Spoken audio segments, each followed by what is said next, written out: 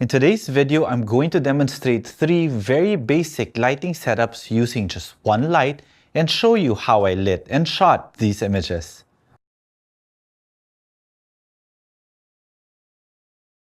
So hi everyone, this is Jiggy, a portrait and wedding photographer from the Philippines, and welcome to the channel. So before anything else, if you guys haven't subscribed to the channel and would want to learn more about off-camera flash photography, or maybe just photography in general, then this channel is for you. So you might want to consider subscribing, and while you're at it, click that notification bell so that you get notified every time I upload a new video. And if you want to see more of my images, you could always find me on Instagram. It's at Jiggy Alejandrino. So welcome once again to my small home studio, and for you guys who are new to the channel, this is a relatively small shooting area. This particular area here is only 2 meters wide and 3.5 meters deep, and I will be shooting within this area only. Now, for my basic lighting setup, I will just be using this one, a gray backdrop. You could use any blank wall actually at your disposal, or you could make it black, or you could make it any color that you want. But I will also show you how light affects the color of the backdrop. Now, it's held together by just 2 standard light stands and a backdrop holder on top. And my main light will be this one. This is the Photix 85 cm Premium umbrella. So it's a black umbrella, reflective inside, reflective panels, and it's put on, well, it's held on my light stand using this one. This is the Magmod Mag Shoe. And the beautiful thing about this Magmod Mag Shoe is that it is a pistol grip. So all I have to do is press this one so that I can change how my light direction is. But my light is this one. This is the Sony F45RM. This is a very tiny Speedlight, relatively affordable, beautiful for those people who want to get into the Sony flash system. So all I have to do is mount it on this one, the Magmod Mag Shoe, lock it in place and put it here. Now, the distance of how much you should put the umbrella in is dependent on how far your flash is going. In other words, I normally want a rule of thumb that the very end of my flash is about the beginning of the edge of the umbrella. And from there, I will put this like this, right? And also, the light stand that I'm using today is a new light stand from Small Rig. It's actually something that I've been looking for a long time because I'm in love with this type of light stand release. It's like a latch, and it is also air cushion. So I'm testing out this light stand. It's high, but it's a bit light, so that is a bit worrisome, but it serves its purpose, especially here inside the small home studio, and the lights that I'm using are not really that heavy anyway. This one just makes it very practical instead of having to twist a knob to release it. Because more often than not, especially those that are new to photography, when you release something, especially in your light stand, you tend to over-release it, so it destroys the light stand. So this one really helps a lot. Very simple, easier to bring up and down, okay? So let's now get into my camera and my camera settings. So the camera that I'm using is my Sony a7 Mark IV, and the lens that I chose for this particular shoot is the brand new 24-70 f2.8 GM2.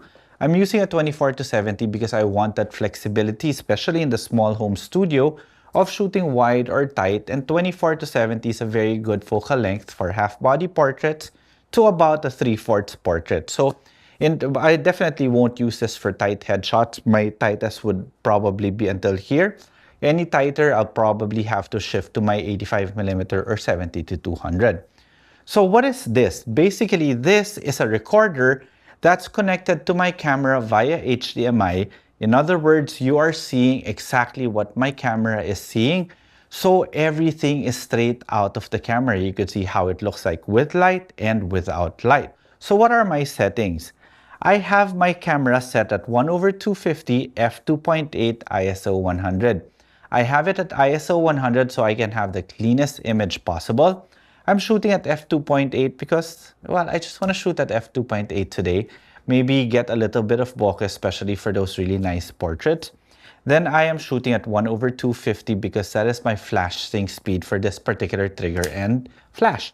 Which, by the way, the trigger that I'm using is this one, the Sony WRC1M, which remotely controls the Sony F45RM.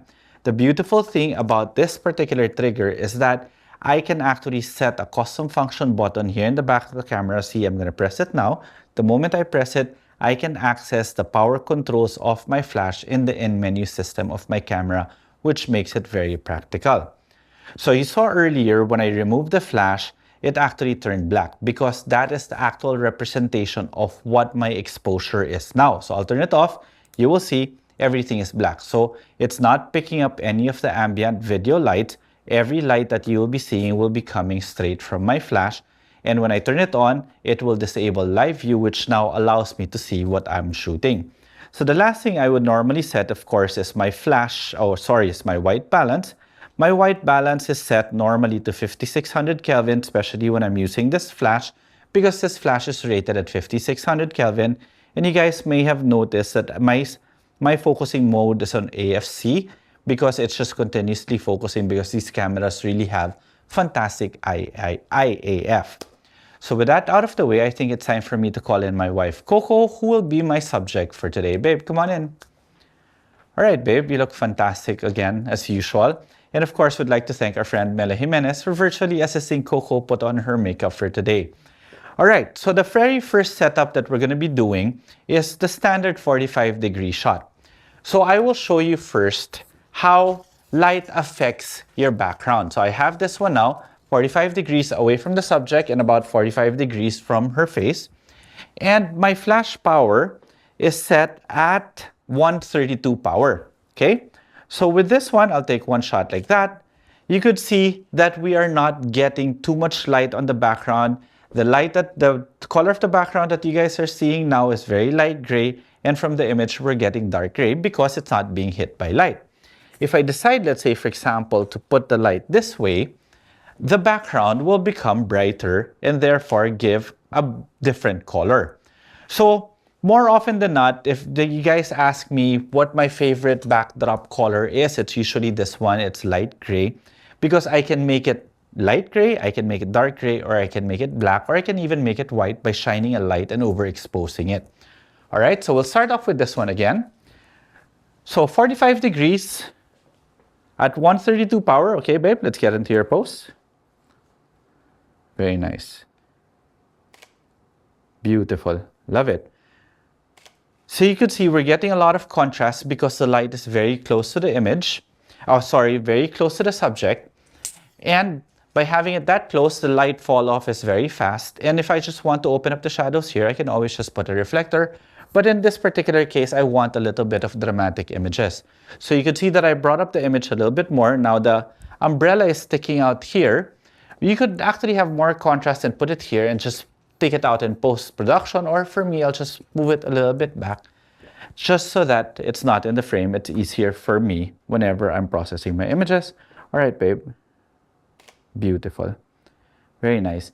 And you've noticed that my cropping, go ahead, babe. And if you've noticed, my cropping is very different. It's different because I am shooting for Instagram, which is 4:5, or even with magazines, normally it's 8:10, so that's 4:5 also. And let's do a few more, babe. But again, of course, your cropping is dependent on you. But for here, it's for purposes of demo and the lighting setup. The cropping I will do again later when I'm doing it handheld, because right now, if I do it handheld, you guys might get dizzy. But I want you to take a look at how the light is affecting her face and how it's giving that image.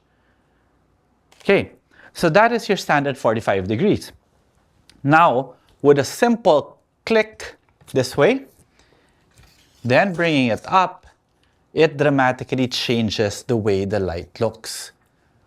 But the posing will also have to change. All right, babe, go for it. Now, since the light is coming from above, she has to know where the light is coming from, so she has to tilt her head going above there. You notice how different the light looks, how dramatic it is. Maybe since the light distance change, I could put it at 1/16th power. And oops, overexposed. Let's bring it back to 132. Beautiful. Beautiful, beautiful shot. And again, the light is no longer hitting more of her background. That's why it became darker. Let's do a few more, babe, looking up. So we're going from pseudo light gray to darker gray now.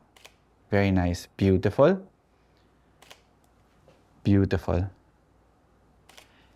And if I just want it completely black now, this is our third lighting setup, which I love doing. It's called lighting the short side of the face.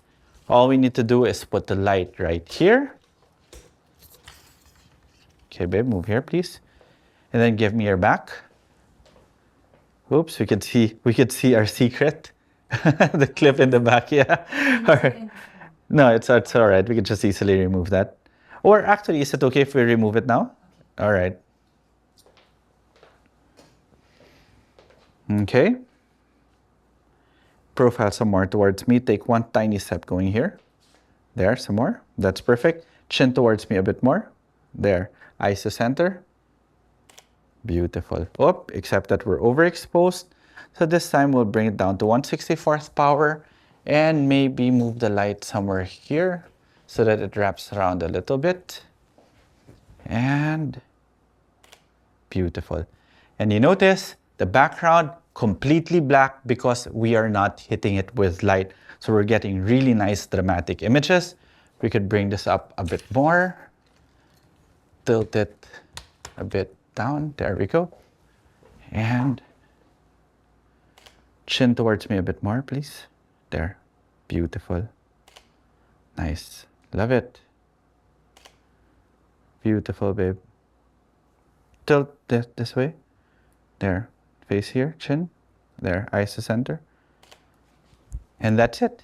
3 very basic lighting setups with one light and a very affordable modifier. Thank you very much, babe. You look fantastic in the images. So, again, to recap, I just used a Sony f45RM. You could use any speed light that's at your disposal, or you could use any continuous light at your disposal, so long as it's capable of being modified.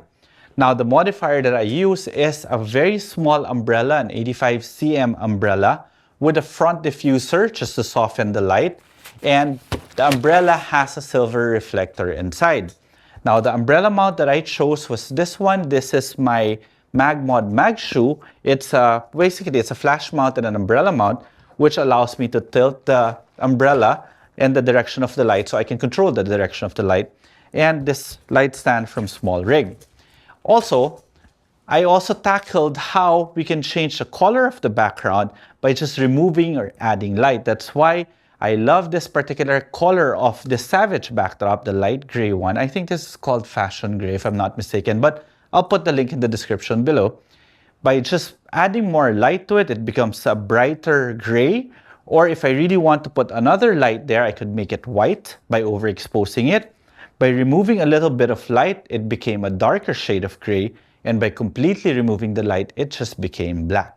Alright, so I hope you guys enjoyed this video. And if you did like this video, subscribe to the channel. And while you're at it, click that notification bell.